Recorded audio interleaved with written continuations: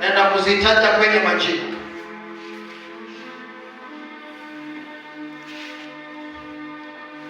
Naona nchi ya Kenya, mtaiona Skype.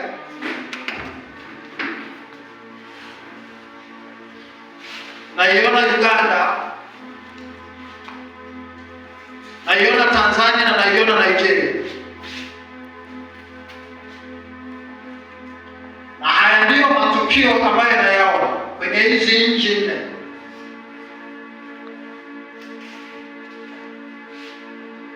Naanza na nchi yangu ya Kenya.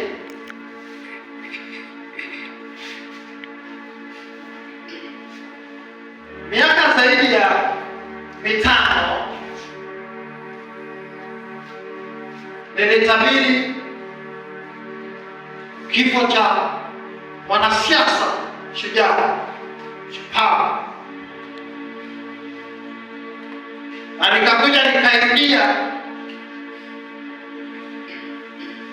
mara ya pili. Niliporudia imegonga miaka 3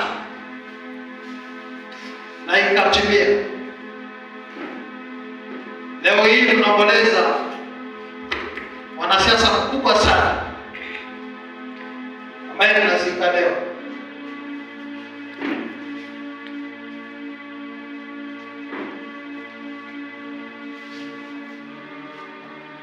Naona tena bendera ya Kenya baada ya kuzika Raila. Naona tena bendera ya Kenya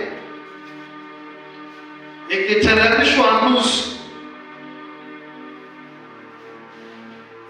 Kiongozi tena mkubwa anaenda kukatika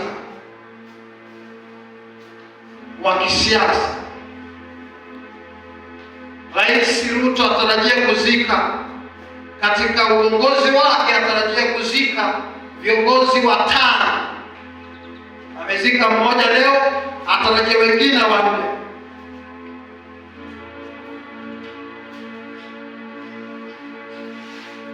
Kiongozi anayezikwa leo wengi wanamlaumu Ruto. Hapana, na Uhuru anajaribu kuongea kikifanya mtakatifu zaidi, na yeye anajua chenye alifanya. Wacha nitoke huko.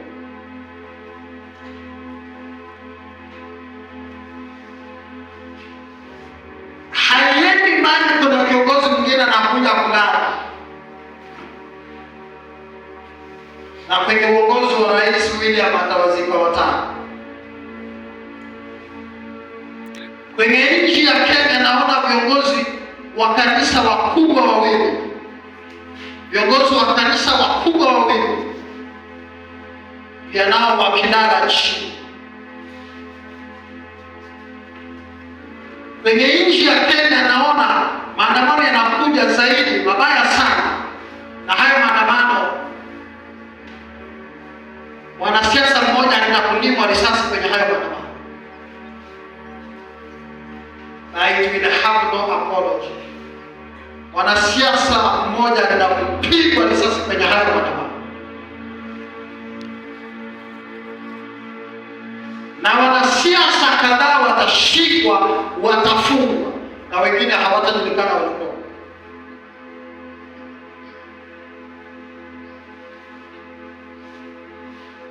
Na iona Uganda